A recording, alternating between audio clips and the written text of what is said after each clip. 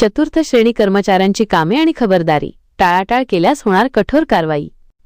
मुंबई शालेय शिक्षण व क्रीडा विभागातील चतुर्थ श्रेणी कर्मचाऱ्यांनी आपले कार्यालयीन कामकाज पार पाडताना कोणती खबरदारी घ्यावी याबाबत शासनाने अत्यंत कडक नियमावली जाहीर केली आहे।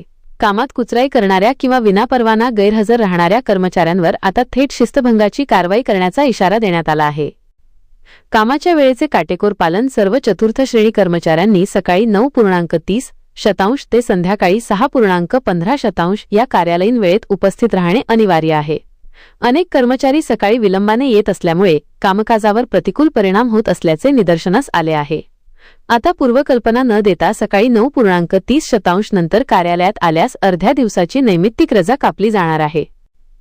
रजेसाठी कडक नियमावली गुणिले रजा घेण्यापूर्वी नोंदणी शाखेचे कक्ष अधिकारी किंवा हवालदार यांची पूर्वपरवानगी घेणे बंधनकारक आहे।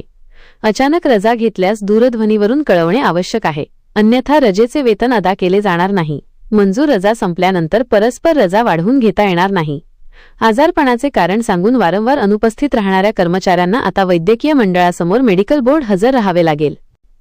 आदेशाचे उल्लंघन पडणार महागात विभागातील वरिष्ठ अधिकारी दौऱ्यावर किंवा रजेवर असले तरीही कर्मचाऱ्यांनी नोंदणी शाखेने दिलेली कामे करणे बंधनकारक आहे। काही कर्मचारी उद्धटपणे वागत असल्याचे किंवा काम करण्यास नकार देत असल्याचे समोर आले आहे। यापुढे कामात टाळाटाळ केल्याची लेखी तक्रार प्राप्त झाल्यास महाराष्ट्र नागरी सेवा शिस्त व अपील नियम 1989 अंतर्गत संबंधित कर्मचाऱ्याविरुद्ध कडक कारवाई प्रस्तावित केली जाईल। मुख्यालय सोडून शासकीय कामासाठी बाहेर जातानाही आता हवालदार किंवा नोंदणी शाखा प्रमुखांना तशी माहिती देणे अनिवार्य करण्यात आले आहे। व्हिडिओमधील शासन निर्णय व परिपत्रक आपणास हवे असेल तर ते आपल्या शासन निर्णय व परिपत्रक या टेलिग्राम चॅनलवर उपलब्ध करून देण्यात आलेले आहे। त्या ठिकाणावरून आपण ते डाउनलोड करून घ्यावे।